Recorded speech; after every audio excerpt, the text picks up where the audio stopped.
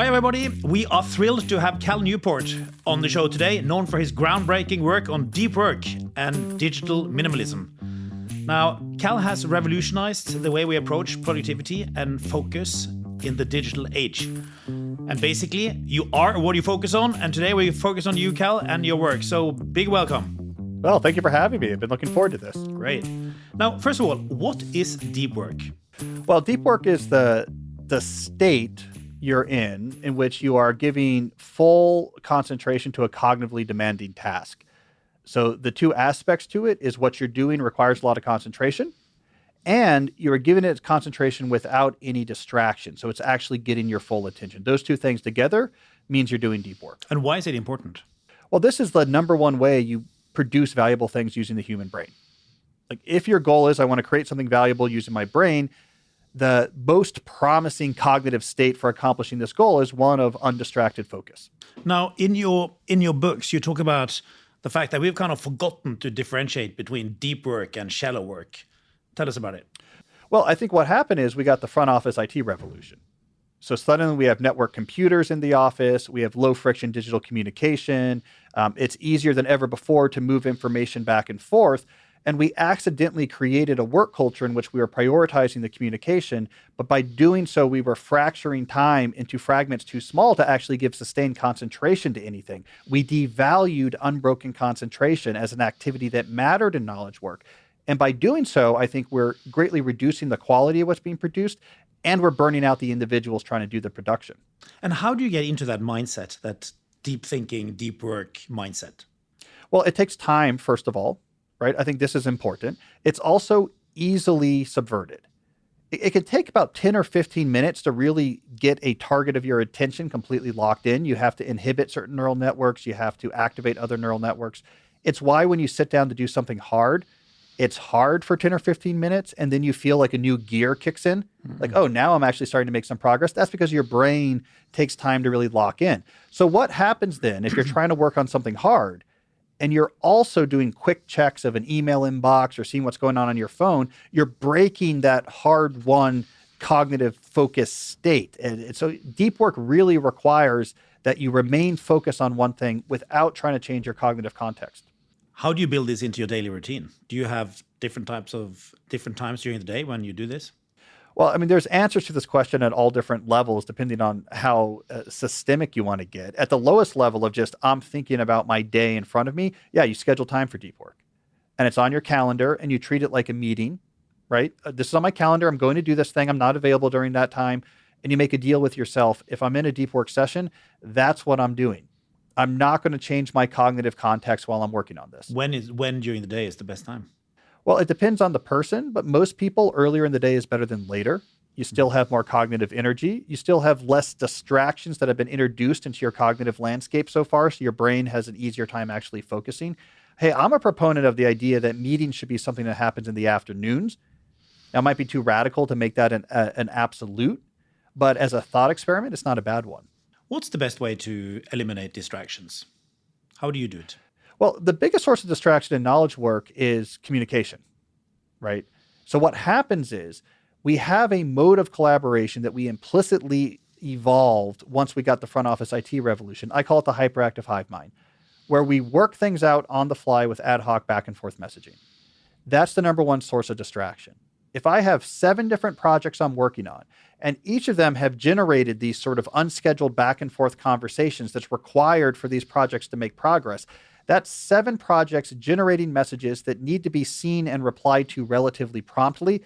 That creates an atmosphere in which I have to continually check communication channels and inboxes. So if you want to solve this problem of being distracted, we actually have to solve the problem of the hyperactive hive mind. We have to find alternative ways to collaborate that don't just depend on unscheduled messages arriving that I have to see and respond to throughout the day.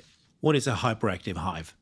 I mean, this is the collaboration style we use without knowing it, without naming it. So I named it. Like we just decided once email arrived and followed by chat services that we can all just figure things out by talking to each other all the time. That's why I say it's a hive mind. Oh, just back and forth communication with anyone. The whole office is interlinked with just these messages going back and forth. And I call it hyperactive because these are going back and forth at a really high rate. But the problem is, like this whole sort of cybernetic, noospheric, we're all connected and talking to each other all day. The problem is the human brain can't do it. So, I so cannot you're switch not a back and big forth. fan. You're not a big fan of CC all. I'm not a big fan of CC all. I'm not a big fan of let me just immediately hit you up on Slack when I have a question and you answer me right away. That's useful to you in the moment, but it creates a macro cognitive environment that is intolerable for the human brain. I can't switch back and forth between servicing 7 different projects in a 10-minute period. A crowded email inbox is like a minefield for the human brain. It can't do this well. Every message has an entirely different context that the brain has to load up just to answer. But we don't give our time enough time to do that because we have to get through 100 messages. It's exhausting. It can be deranging. On paper, it seems very efficient. But the reality of our human neurological hardware says this way of working is not compatible with humans in the way we actually think and exist. So how should I work through my email backlog? We have Because to reduce the email. I wake up in the morning, I got loads of stuff, because we're a global company, and I get stuff from the US, from Singapore. You know what it's like. What do I do? Well, first of all, we have to get to this problem at the source, right? So wherever we have a source of email where there's another way to do that communication that doesn't require just an unscheduled message arriving in general inbox, let's put those systems into place. Let's get rid of the idea of having a single email address associated with each person. Now, maybe what we should have is different communication channels for different types of communication. So when it comes time for me to deal with whatever supply chain issues with international distributors, there's like a place where all that communication is. And there's a time when we look at that. We don't want all of this to arrive unscheduled, all mixed together into one big jumble that I then have to sequentially move through. So we want to reduce the unscheduled messages being generated in the first place. And then we want to pull apart having a just generic everything mixed together inbox and have more specialized communication channels. All this will be better for the human brain. Well, I mean, talking about being interrupted, smartphones, even worse, right? I read somewhere that on average, people check their phones every 7 minutes. What do you think when you hear that? Right. They do. And it was not the original purpose of these phones. I wrote this Times op-ed a few years ago about Steve Jobs' original vision for the iPhone, which certainly was not, this should be a constant companion that you check every 7 minutes. The cause of us checking our phones all the time is actually different than the cause of us checking, for example, our email inbox all the time. The problem with phones in the non-professional context, of course, is the rise of the professional attention economy. When it was discovered around 2012, if we make these apps sticky, we can get people to look at them all the time. And there's an incredible attention resource we can mine here. So we look at our phones too much because we've put apps on the phones designed to make us do that. We look at our email inbox too much because we have a mode of collaboration that requires us to do so. Similar sounding problems, different sources of the problem. I read somewhere that even if you hear like ping and you know that there is a message on your phone, when you then solve a task, you apply less IQ to it. You become basically less intelligent just by knowing there is something on the phone. Well, we're a social species. And so for good reason, we take very seriously, for good evolutionary reasons, we take very seriously someone in our tribe needs us. Because we've learned through our long history, if someone in our tribe needs us and we ignore them, we might get a spear in the back. So we really care about this. The problem is that same brain that's been around for a couple 100,000 years has a hard time then with the idea of an email inbox, because as far as it's concerned, messages in an email inbox is our tribe members need us. And every moment that we're not checking that inbox and there's messages in there is us ignoring our tribe members. And this is a dangerous thing to do. Alarm bells go off in our brain. The social human brain has a hard time with a modern digital inbox. Now, I'm going to ask you a lame question, given what you already have said, but should we exclude telephones from classrooms? Yes. And in many places, they don't. Why? Tell me what your view is on all this. I think unrestricted internet access, so what you would get, for example, if you just had your own smartphone, the research is becoming increasingly clear that probably 16 is the age when that begins to become safe, psychologically speaking, post-puberty, right? You should not have unrestricted email access until you have basically gone through puberty, 16 plus. It's very different than what we've tried for the last 10 years. The last 10 years, we experimented with let's just give kids phones and see what happened. A reasonable experiment. I think the results have come back. Terrible things happen. So we need to change the way we think about this culturally. I think that's where we're going to be in 2 or 3 years. This idea that a 12-year-old or a 11-year-old be given a phone, we're going to think about that not too far in the future, the way we learn to think about, oh, we shouldn't be giving cigarettes to a teenager. Okay, that they need to be older before they can deal with it. That's where I think we are with phones. When you talk about deep work, what are the similarities to deliberate training, which Ericsson is talking about, the 10,000 hours? Just what are the links between the two? Well, you need to be in a state of deep work to do deliberate practice. So it's one of the things you can do. So focus without distraction is the cognitive state required to do deliberate practice and to get better. So if you are uncomfortable focusing, or you never give yourself time during your day to really be focused on something, you'll never be able to fall into a state of deliberate practice at the way that Ericsson would have talked about it, which means you're going to pick up new skills very slowly. You're going to learn things very slowly. Not all deep work is deliberate practice. A flow state, which of course is very different, is also something you can't fall into unless you're in a state of deep work. So deep work is like an umbrella. When you give something unbroken concentration, you get these potentialities. You get the potential of deliberate practice, getting good at hard things fast. You get the potential of flow state, getting lost in your work and having creative insights. But all of these are unified by the need to have unbroken concentration. Can I explain the concept of flow, which is kind of invented by the guy with a very difficult name? Yes, that's Mihaly Csikszentmihalyi. Well, there you go. So I knew him. Did you? I knew him and Anders. Yeah. Good. What do you need to be in a kind of a deep work situation in order to be in the flow? And what is being in the flow? I mean, flow state's the psychological state that Mihaly identified decades ago, in which you get lost in what you're doing, the task becomes all-encompassing, and you have this sensation of you've lost track. You're not even thinking about the passage of time. So it's characterized. So it's like when you really get lost in something. It's athletes report this all the time. You're lost in the skiing down, doing your ski run as an alpine skier, and the activity becomes your whole world. Artists get into this state a lot. I'm performing on stage, and I'm not even aware. My fingers are just doing what they're doing, and I'm just in the music. It could be a very creative and a very pleasurable state. It requires unbroken concentration. You can't be in a flow state while also keeping up with your email inbox. So deep work is a prerequisite for a flow state. How does it tie in with simultaneous capacity? Is that then a fallacy, that you can do two things at the same time? Yeah, we know that's a fallacy, right? We've known this since basically the early 2000s, that there's, Cliff Nass's research on multitasking. Like we learned pretty quickly, okay, when we literally multitask, like tell ourselves I'm doing these two things concurrently. I'm clearly just switching my attention back and forth between them really quickly. So nothing is getting my full cognitive attention. And so we do both of them worse. I think there's something even more insidious than multitasking though, because a lot of people now have heard that. So they won't keep two windows open at the same time. They won't try to answer emails concurrently with talking on the phone.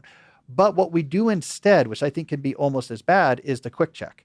So I'm mainly just trying to write this memo that's very hard, but every 5 minutes, I just check my email real quick because I'm waiting for something, and then I come back to it. And we pat ourselves on the back and say, look, I'm single tasking. I'm not doing two things concurrently.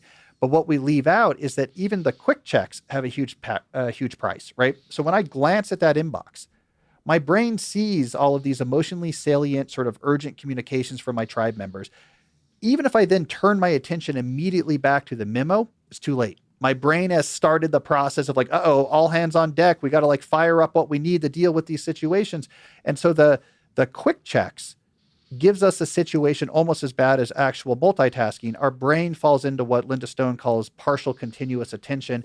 It never is fully focused on any one thing. It's always halfway through changing from one context to another. This is the state where most knowledge workers spend their entire day. It's exhausting, and we're producing at significantly reduced cognitive capacity. Are women better at multitasking than men? No human brain can multitask. Every human brain needs 10 to 20 minutes to really lock in on a complicated cognitive context.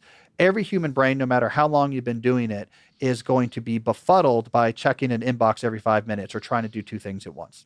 What happens when you are in this state of hyperactivity over a long period of time? What happens to your brain and to your well-being?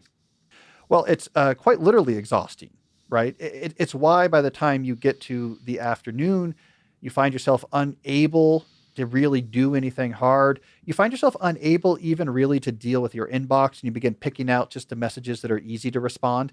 That's basically your brain crying uncle. Like, okay, I've had enough. You've been trying to do this unnatural thing where you've been switching me around.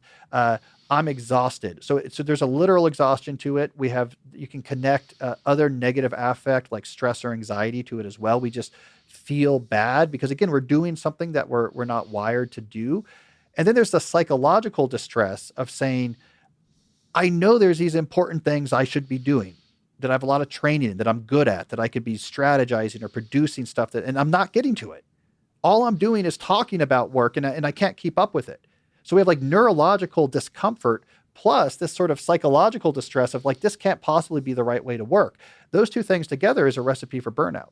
So as a reaction to this, you wrote another book, Slow Productivity. So what is this about? So I think right now, our implicit definition of productivity and knowledge work is based on activity. I call it pseudo-productivity. It's this notion of activity will be a proxy for useful effort. So the more I see you doing stuff, the better. This does not play well with a world of email and chat where I can show you activity incredibly frantically and in a very fine-grained scale. Slow productivity is a different way of thinking about productivity, which is based much more on results. I want to produce good stuff over time that really matters. And in order to do this, I need to work on less things at the same time. I need to be more realistic about my timeframes. And I need to couple that with really obsessing over the quality of what I do. That is like the much more natural, from a human perspective, the much more natural way of approaching cognitive work, less exhausting and ultimately much more effective. It's going to produce much better stuff. So we have to slow down from this frantic activity, do less things at once, but do these things really well, move through them at a faster rate. I think this is going to be a much better, this is the recipe, at least I'm pitching in this book. This is going to be much more sustainable for knowledge workers. Is this science or is it philosophy?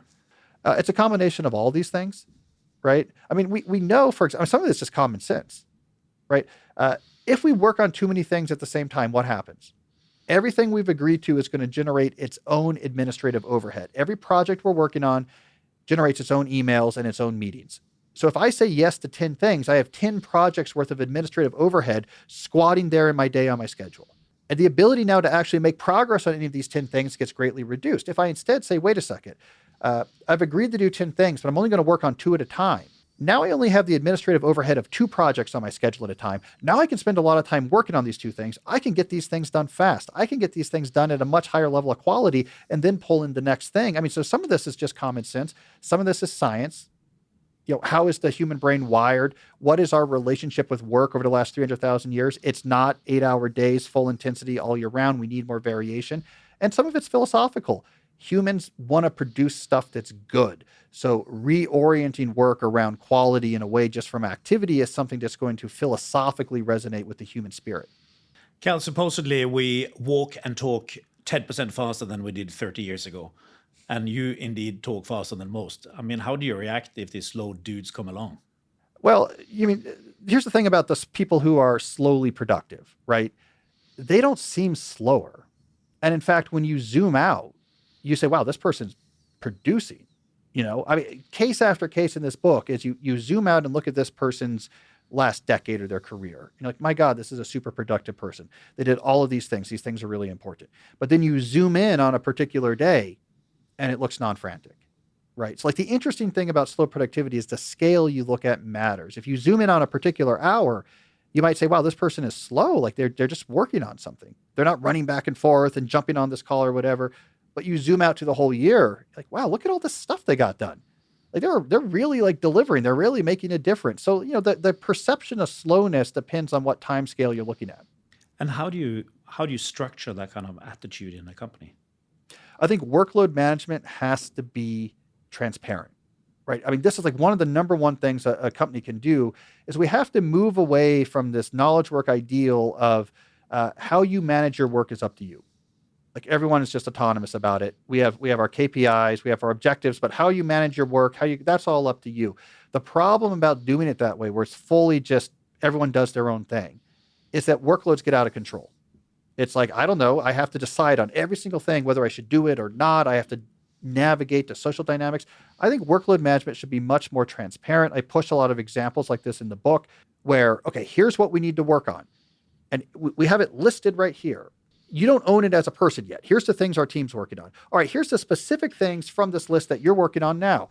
Here is specifically our idea about how many things each person should be working on at once. It's 2. But also, I know exactly what you're working on. So are you done with that? Great. Let's get you a new thing. We need to be much more explicit about what needs to be done, who's working on what, how much should people be working on, what's the status of what they're working on. This should not just exist internally to each person. They know what they're working on. It's all just sort of spread out over various emails and things they've agreed to on Slack. Explicit workload management is the foundation for having sustainable workload management. You talk about something called small seasonality. What is that? Well, we need more variation in intensity if we want work to be sustainable. So broad seasonality, the literal seasonality is seasons are different, right? This is the Neolithic Revolution. The winter is quieter than the fall. Small seasonality is saying, okay, we can have variations in intensity on smaller scales, right? It might be this week we're sort of pulling back a little bit to regroup after a hard month. It could be, I'm not putting meetings on Friday. So like Friday's a day I can sort of pull back and think deeper about bigger projects, right? So it's putting variation of intensity into your schedule, not at the scale of whole seasons, but at smaller time scales. Do you think we should go to 4-day weeks? To me, I think we need to get to the actual problem before we just treat the symptoms. The problem is overload. We're working on too many things. Simply reducing the number of days we work doesn't solve that problem. What solves that problem is explicit workload management. We should be working on fewer things at once. To me, that's way more. We can't solve that problem by just trying to reduce the number of days we work. We need to actually reduce the number of things we're working on. It's not a superficial fix. Like, let's just change what days we work. We actually have to get down to how do we figure out who's working on what? How much should each person be working on at a time? So I'm a much bigger proponent of getting to the actual systems by which organizations run, the way work is assigned, the way work is done, how collaboration happens. That's where the fixes need to be. Not let's change our schedule, let's make it hybrid versus not hybrid. That's just dealing with the symptoms. It's not getting to the underlying disease. Let's focus in on focus. Now, you say that we must train our mind to be in focus. Just how do you train your mind to be in focus? Well, it has to get used to it.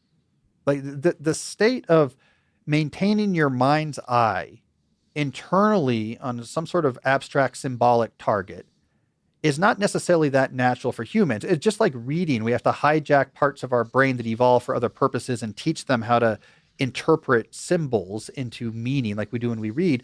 Focusing on abstract ideas, a business strategy, an idea that we're going to write, it's not natural. We have to practice it. And the more you practice it, the more easy it is for you to get in that state and the deeper you can actually push your concentration. But if you don't practice it, and then you're like, okay, I'm going to put aside some time for deep work, but you've never really practiced this before, it's not going to go well, right? It's going to be, I can't keep my focus. My mind's all over the place. Like nothing's getting done. And so it's really important to remember, if it doesn't go well, that doesn't mean you're not wired to focus. It just means you haven't practiced it yet. Does meditation help? It could help, right? But to me, the right practice is practice the actual thing you want to get better at, right? Meditation has some muscles in it that's similar to what it's like to actually focus on something. But why not just practice actually focusing? So the exercise I give to people more often, I call it productive meditation. And what I suggest they do is you go for a walk. This helps you with the exercise because the walking silences some of your neural circuits, so it's a little bit easier to concentrate. Go for a walk. Have a single professional problem that you're going to try to make progress on just in your mind. And just like in mindfulness meditation, if your attention wanders from the problem, which it will, you just notice that and bring it back. Nope, come back. We're going to try to solve this problem. And it wanders and thinks about your email. Like, nope, come back. We're just going to think on this problem. If you do productive meditation on a regular basis, you will actually get much more adept at sustaining internal concentration on a target. So I'm a big believer of let's just practice the thing we want to get better at, not adjacent things. Let's just cut right to the chase of what we want to do better. I walk to work when I work in London and New York, so I should establish one problem before I kick off and then think about it for an hour. It's fantastic. I used to walk to work when I was a postdoc at MIT, and I did this every single day. Wow. I really could tell a difference. It really was like a superpower. It's just like when you're exercising regularly, you realize like, oh, I can lift heavy things or I can run faster. You can feel the same way cognitively if you're doing this on a regular basis. What about well, somebody like Bill Gates, for instance? So he spends a week a year reading, right? Reading lots of different types of research. Yep. Spends a week away doing this. What do you think about those kind of activities? Yeah, I think think weeks are a good idea. I mean, I even write about Bill Gates in that in that book, Deep Work. He would do this. He would get a pile of books and he had a cabin somewhere up there, outside in the countryside beyond Seattle, I suppose. Though I did hear recently from someone who knows him, he's changed the structure of his think weeks. I forgot exactly how he did it, but he still has a week where he gets away from all stimulus from the outside. So he can let his mind just slowly develop thoughts, take in new information. Famously, it was in one of these think weeks in the 90s that Bill Gates said, oh shoot, the internet, the consumer internet is going to be a really big thing. And he came back and wrote the Internet Tidal Wave memo. That came out of a think week. Just having that time for him to sit back and think, he suddenly realized, my God, we're about to miss the most important trend in consumer digital products of the last, since the personal computer. The think week is where he got the space to figure that out. Is serious thinking a lost art? We're getting worse at it, I would say, just as a populace, because we are so distracted all the time. We're just out of shape. We're out of cognitive shape. There are still places where it's preserved. Academia, it's preserved in certain fields. I mean, I'm a theoretician. I wrote a New Yorker piece about this recently, about my time in the theory group in the computer science lab at MIT and how much I learned there about just thinking about thinking as a tier 1 skill you want to get better at and care about. There's still pockets like that around. Sports has pockets of this. Not surprisingly, there's some professional athletes who are big believers in my books. We see that especially in golf, like Rory McIlroy is a big fan of deep work and digital minimalism because that turns out to be a game where the ability to focus is everything. You lose your focus, that's it. You're out of the tournament. The arts, I think this is still preserved. There's a lot of arts where you can't get better at an instrument without giving it intense focus. So this art still exists, but as a populace, we're worse at thinking probably than we've ever been in the last 50 years or so. And when you meet people, what distinguishes people who are into deep thinking from those who aren't? The clarity and originality of their thoughts, right? This ability, because when you're practice at deep thinking, you can hold an idea in your mind, you can hold related ideas in your mind, you can look at them together. Okay, how does this relate to this? They see things in patterns and systems. They find the interesting angles. They what's really going on here? How do these pieces fit together? So originality and clarity of thinking, that is the hallmark of someone who is very comfortable just maintaining concentration in their mind's eye. That's very interesting. So when you sit next to somebody at a dinner, and if they have really interesting, clear, different ideas, that's probably because they've done deep thinking on their own. So yes, not swayed by general thinking. Yes, this is probably someone who does not spend a lot of time on TikTok. Like I could just make that, you could usually pick that out, that they're, an originality of thought, definitely. Just they're just sitting and thinking about things. And you come out of left field and you have these interesting ideas. You have these, in academia, you could pick this up right away. Like the deepest thinkers, it's very focused. Like if you're a theoretician like me, it's originality in an algorithm design. It's you took in what this person did and what that person did, and you saw that they were really connected, and here's the thing that really mattered. And if we tweak it this way, we can then do that. And now you have like a new result that's beating what anyone else ever was able to do before. So like in academic circles, if you're a physicist, if you're a theoretical computer scientist, if you're a mathematician, the signature of deep thinking is just incredibly clear. You see it right in the work. Which aspects of life can you improve by doing this, you think? Well, professionally speaking, almost any knowledge work job, you're going to be much better at it. Knowledge work is the human brain being monetized, right? So if you are really good at focusing that human brain, you are really valuable in that marketplace. Outside of work, it's fantastic for introspection, for trying to understand who you are and how you fit into a larger understanding of the world, because you're able to take in information, build up this internal schema about what matters, what doesn't, value structures, idea structures. You can understand your relationship to these pieces. So you're going to have a much more sophisticated understanding of yourself and your world. So there's a great introspective advantage as well. enjoyment of arts is another thing I've seen, right? I mean, if you see like a great filmmaker or movie critic, for example, that requires the ability to really concentrate on what's happening in the art and understand why these pieces fit together. Why is this so affecting? Well, it's they're doing this and that and with the cinematography, but also with what they're doing with the cuts, so you can appreciate arts at a higher level as well. So there's a lot of areas where, I say this in one of my books, that sort of a deep life is a good life, because I really believe, and this goes all the way back to Aristotle, right? This is the Nicomachean Ethics. He talks about this. But humans are distinguished by this ability to give sustained abstract attention that no other animal does. And so it's in our sort of intrinsic nature that we should be doing this. What makes us most human, we should really embrace. It does make our life, I think, richer. So you say a deep life is a good life. So what do you do when you have a bad life? When you are relaxing and not going deep? How do you relax? What do I do personally? Yeah. All I do is sit around and do focus exercises. I have 3 kids who are young. So this word relax you speak of is odd to me. Mm-hmm. So I have a lot going on with my family life. I do like my one hobby outside of just, I read a lot and write a lot, is I do like movies. And so to me, I love going to the movies. I love watching movies. I love reading about movies. I love that it has nothing to do with what I do professionally. So I can just enjoy that art without having to worry about all of the stuff that goes behind the other types of art I'm involved in. But what kind of state of mind are you in when you watch a movie? I'm really engaged. I'm really interested in, I often have to, it's my second viewing of a movie is when I really start to like a movie. I really like the second viewing. I usually like a movie a lot better. The first viewing, I'm taking it in and noticing myself. Like, how am I reacting to this? My second viewing, I'm looking at the filmmaking. Like, what did the director do to generate this? And I begin to notice, it's just the things that sort of matter. Like, what are they doing with the editing? What are they doing with the cinematography? What are they doing with the acting here? What's happening in this screenplay? Like, why? And I really love like interesting auteur voices and people who take interesting chances. I find it like creatively exhilarating to see the creative risks and experimentation that happen in that field, because we don't have as much of that. Like, I'm a nonfiction writer in addition to being a professor. Like, nonfiction writing, we don't have as much experimentation to the way you would see in like the movies. Like, the people do interesting stuff with a huge amount of money on the line too. I think it's just a fascinating corner of the arts. Cal, we got tens of thousands of young people listening to this. So you're a young person.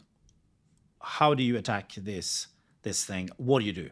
Well, first of all, I'd say respect your attention, right? This is like your most important resource in a cognitive culture and economy like we have now is your attention. Like, what you pay attention to, what you do with that attention. Respect your attention.